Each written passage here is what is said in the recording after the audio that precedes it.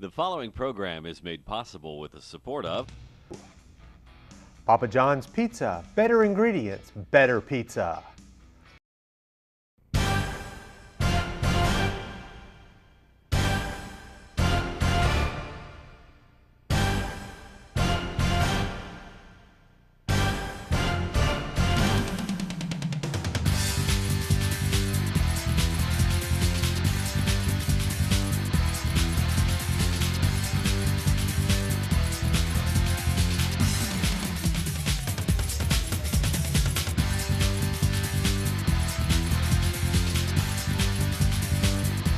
Hi, good evening, everyone, and welcome to Sports Roundtable. As we approach Halloween, we've got a lot of holiday football for you coming up as some key games played last week, and for some teams in the area, the final game of the regular season. Plenty of highlights for you. Let's start over, speaking of Halloween, and you love those orange helmets, don't you? Yeah. Trick or treat. There you go. Well, was it a little bit of a trick, a little bit of a treat? I know you're still looking for some consistency. Well, that's the biggest thing, Watching the film, I felt better. I think I was not a happy camper Friday night, but just in the kids' defense, we've got this kid coming back, and he's rusty. We've got this kid coming back, and just trying to put the pieces together and moving some other kids around. And right now, we're just not clicking. We had 4 opportunities in the red zone the other night early, and we come out with no points. Defense gives the offense and great field position. We come out empty-handed, and it was a game that we could have put them away early and got some guys that are kind of banged up and, off the field, so maybe they don't get more banged up. And just, I just want them to be perfect, and right now we're far from that. Okay. West Brunswick, New Hanover highlights as we take you to Legion Stadium. That was a good-looking uniform. I told the kids, we vote and plan it out, and I told them I chose that one with the orange helmets, and I love those black jerseys and orange pants. That's a good-looking uni. If nothing else, we're going to look good. When I get fired from here, I'm going to design football uniforms for Oregon. Right here to Jailbreak, he gets a good long run, but he should have taken inside seam to begin with, and we're still doing that. We run right past a block. He should walk in the end zone. We had 2 more just like that weren't as pretty.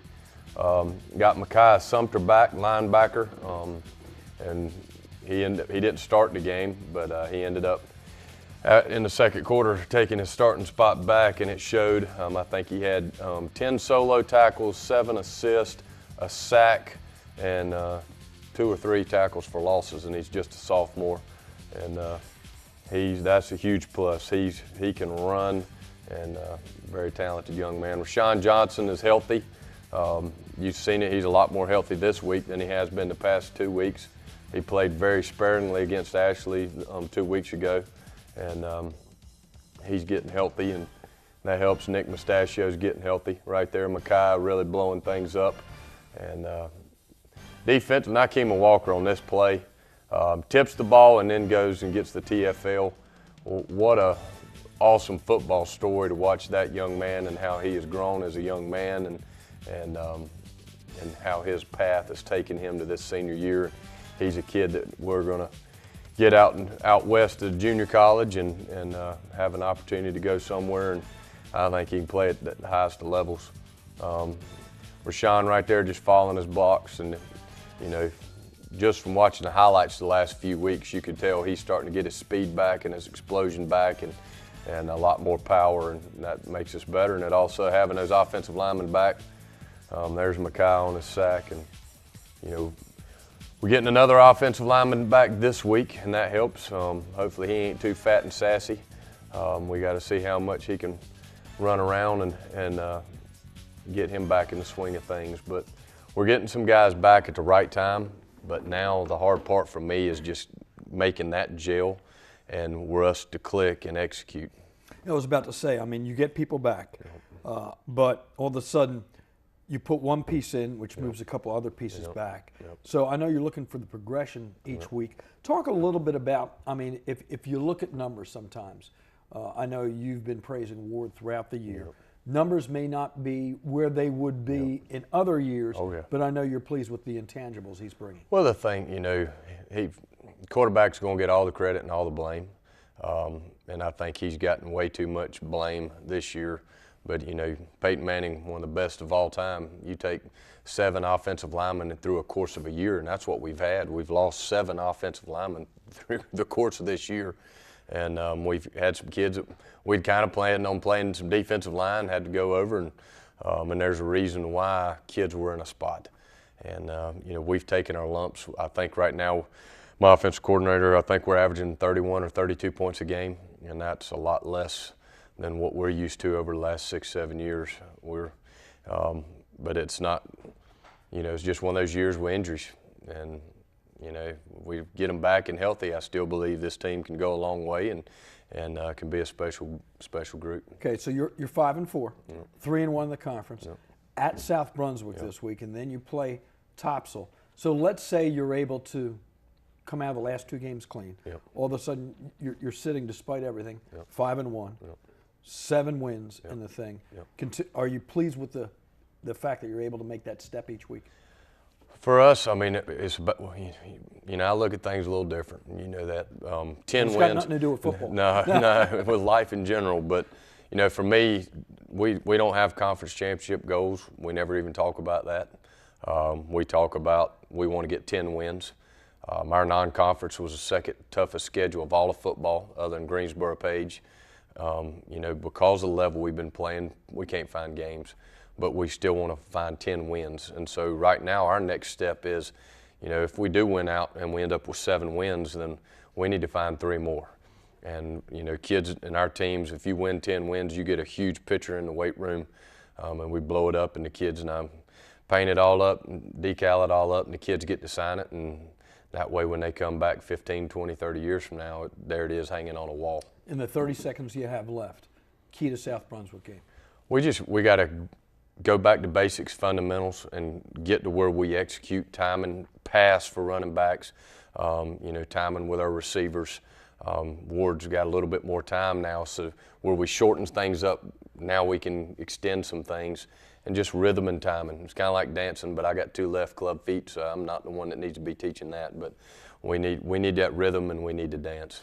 New Hanover down in Southport this coming Friday night against South Brunswick, 7:30 kickoff. Our program continues right after this. Stay with us.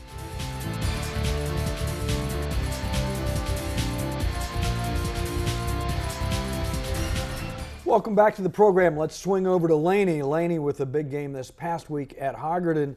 Coach, you're also in a unique situation. Your regular season actually ends this upcoming week. So let's look back a little bit before we look forward. Talk a little bit about that game at Highgarden, because all of a sudden at halftime it's a 1-score game. Right, yes sir. You know, proud of the kids the way they fought in that first half. We went down, they had just scored. We had driven down and then tried to kick a field goal, and it got blocked, and momentum swung in their favor. Then we had another opportunity that where we scored and to make it a 1-point game again. We missed a field goal. They went back down. They scored on us, and then took it in the half at a 14-6 score, something where we wanted to be, you know what I mean, where we keeping it close in the game, and we did in that first half. So proud of the effort there. Let's take a look at some highlights if we can. We're heading over to Scott Braswell Stadium at Highgarden, and you start the game on offense with the team. Yeah, we did. They have a great defense. You know, it was tough moving their defensive line. They got some guys that can move pretty well. We had called a timeout. We saw that they were going to bring pressure, and decided to go with the screen to Amik out on the edge. That's something that we hadn't shown a bunch of getting him out spread wide and throwing him to that screen, and it just kind of worked out. We executed that real well, kept the chains moving. We didn't end up with a score on this drive, but they did a great job moving the chains and keeping the defense off the field. You know, good offense helps out a good defense, and that's one thing that we want to try to do is establish the line of scrimmage. And we had a tough game all night long. Like I said in the beginning of the week, you know, this is a barometer or a measuring stick is finding out where we want to be in the conference, and you know they do a great job of executing. This is a great job. Amik, you know, he did jump cut. I think he's got one of the best jump cuts in the game. He has great vision. When we saw him, you know, in middle school playing for Noble Middle School, you know, we knew he was going to be special. Just the way he sets up blocks and you know reads his O-line. It's just great to see. And he's only a sophomore, so we got a lot of time to work with him. And then in the weight room as well. And then there's Lane, being, Tariq just making something out of nothing. He outruns their defensive end. And their D-line, they had a pretty tough defensive line. And obviously 44 was probably one of the better linebackers in the conference. Defensively, as you can see, they've got some big boys up front that push it pretty well. I had to, send some extra pressure from the secondary to try and get some more hats into the box. But, it was a tough physical game all night long, and they did a great job of executing in the trenches. Had some highlights there. There's just a great play by the freshman. That's Amik Watkins' brother, Kimwan Watkins. He's just a ninth grader. Like I said earlier, he's got the heart of a lion. He's a tough kid. We got a lot of young talent on the field. We got to get strong in the weight room this offseason, and that's going to be a big thing, in this offseason, just trying to get us stronger and get mentally and physically tougher. And then there's Tyreek Lane. This is where he made it a one-score game. He outruns the secondary. He has great speed, man, and I think it shocks a lot of people because it doesn't look like he's giving a lot of effort, but he can move. So he brings us in within a score, but we missed a field goal, PAT, and so we were down. But we wanted to try to get the option game going more this week, and as you can see, that's us running the speed option, getting the ball out to Amik in space. Did a decent job there trying to, give them multiple options of attack. So making them be sound on defense with the alignment and assignments. But they're a great defensive football team. The fact that you were able to turn a corner a couple of times against a team which has that outside speed, oh yeah, I think has to be encouraging. Yeah, they did. They had a lot of outside speed. I like the way they flow to the ball. They did a great job tackling in space as well.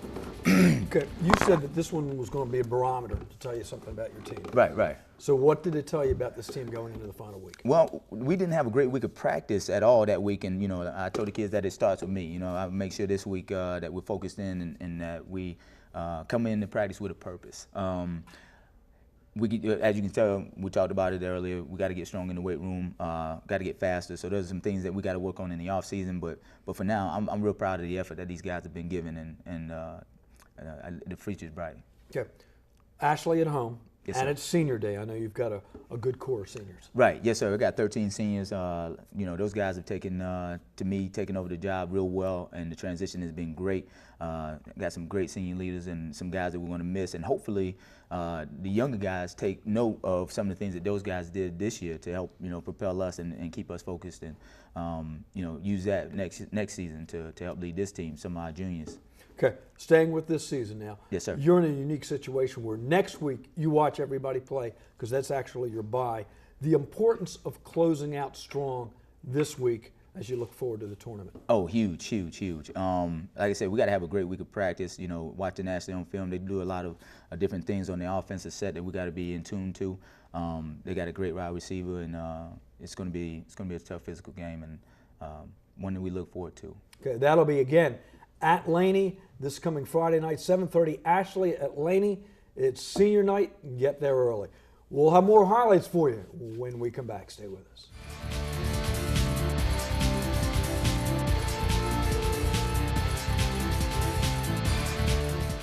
Welcome back to the program. We're heading over to Ashley and mentioned this is Laney's last game. You actually had the off week this week getting ready for Laney.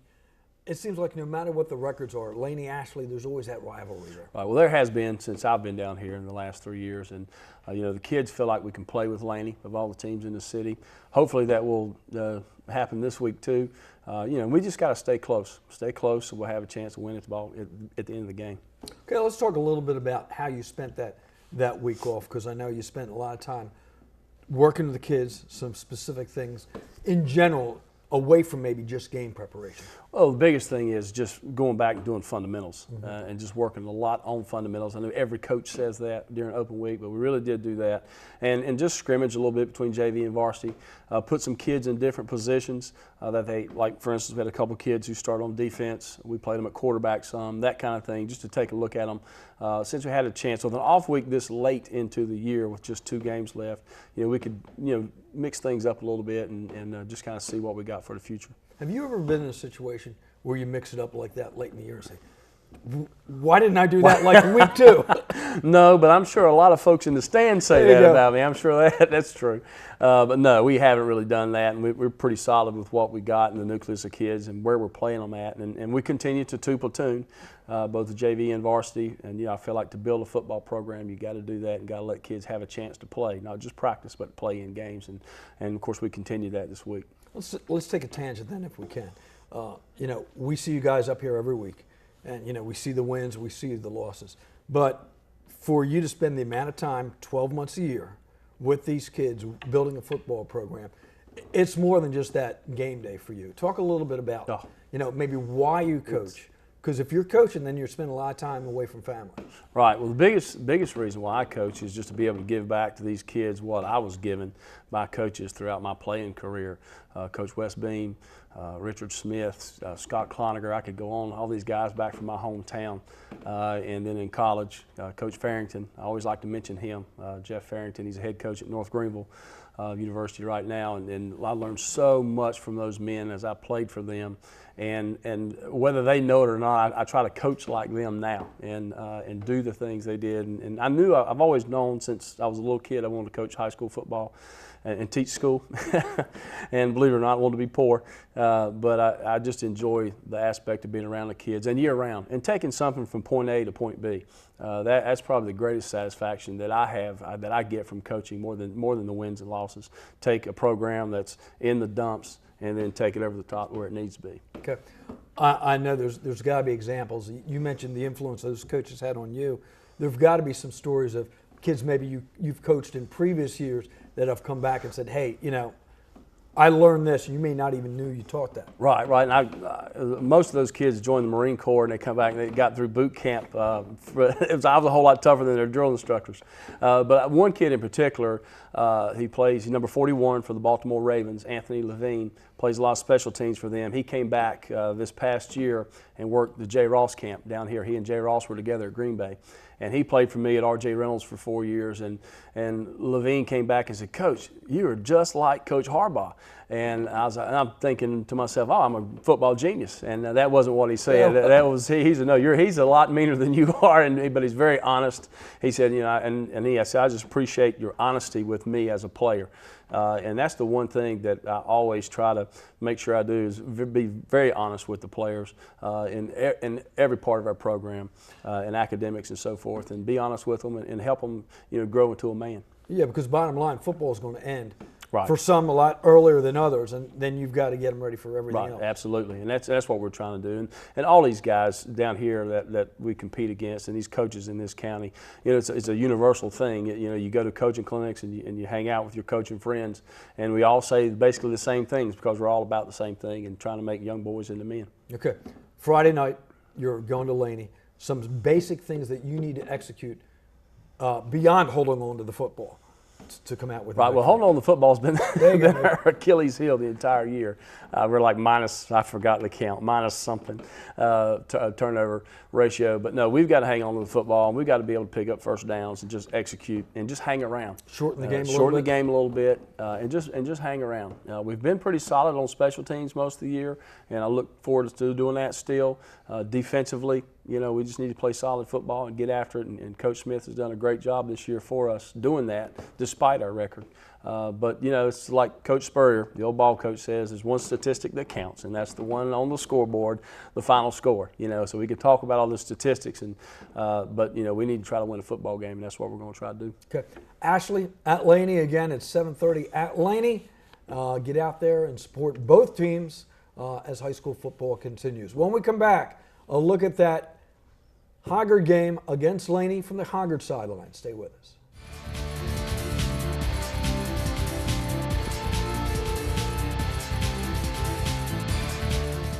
Welcome back to the program. We'll conclude our final segment over at Highgarden.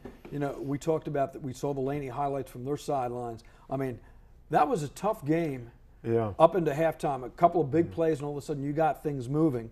But from your sideline, all of a sudden you're looking at it and Coach Yeoman and his staff deserve a lot of credit. His players came and they had a great game plan, executed it really well in the first half in particular. Did a good job competing. We get the big kickoff return to open the second half, and that just seemed to swing momentum our way and take a little air out of their balloon. And we've got some big bodies up front, and particularly on offense.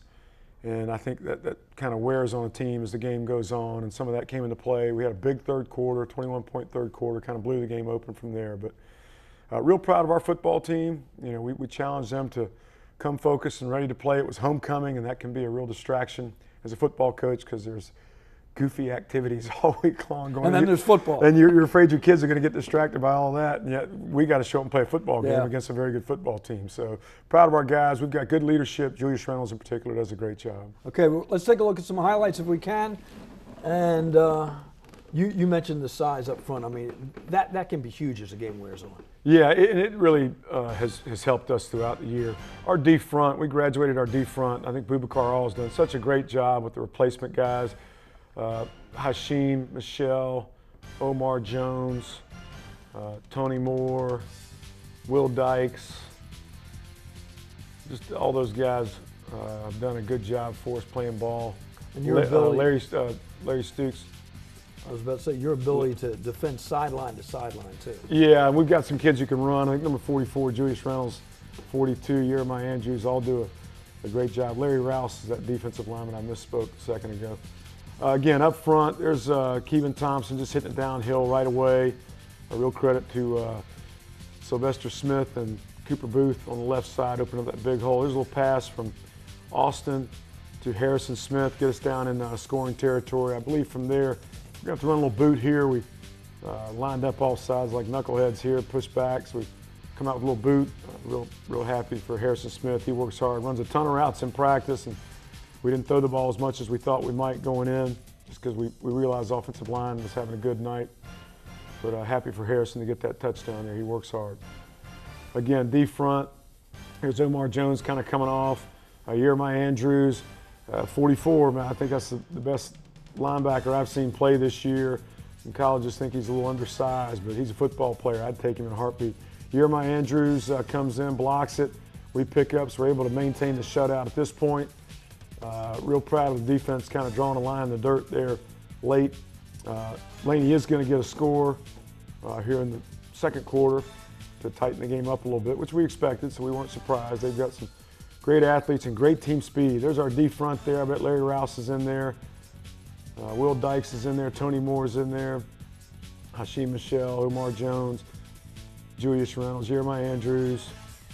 All those guys up front do a great job. It's just a great play. This is not the way it's designed, but quarterback kind of slips coming out. Does a great job blocking downfield as Kevin turns back. Kevin is an incredible football player, great young man. So proud to coach him, and just plays with an incredible amount of heart. Again, he's a guy that I think the colleges are missing out on. He's going to play in college, but I think they get caught up in some gym short stuff and don't realize film like this is out there where he's just running and refusing to go down, and has shown toughness as a football player, playing with some injuries throughout his career, and finally healthy, and I think he's up close to 1,500 yards rushing right now, so we're really happy for him. Great job here staying home. Laney's quarterback's a tremendous athlete. He's just really challenged our guys. Did a little drill during the week where we had our quickest, fastest guy trying to simulate, which we probably didn't do a very good job of. But that scrambling around, just trying to keep their quarterback contained. He's a great football player. I know he's also a good basketball player too, good athlete. Now here we are, opening kickoff of the second half. Coach Underwood does such a great job with our special teams. Kickoff, I think in particular, kickoff return in particular.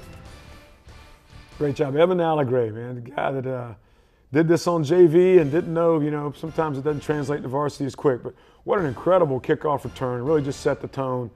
I think it was just our team just caught fire right after this kickoff return. Our level of play went up, and I think it demoralized Laney to a certain extent there to come out in that opening kickoff of the second half, give us a 2-score lead, and it really opened the game up. Defensively, kind of tightened some things up there. We're able to get the big turnover. I want to say Julius Reynolds comes out with it, but I'm not certain. But a great job, Robert Pickford, Gaddafi Turner, all there. As run support type guys that cause that fumble or help cause that fumble and recover that fumble. Here we are, quarterback Austin Sean Lieber. Guys call this a dart deal. Good little 12-yard gain, and then we're able, I think, to pound it in from there. Great surge up front, and Keevan's able to take it into the end zone.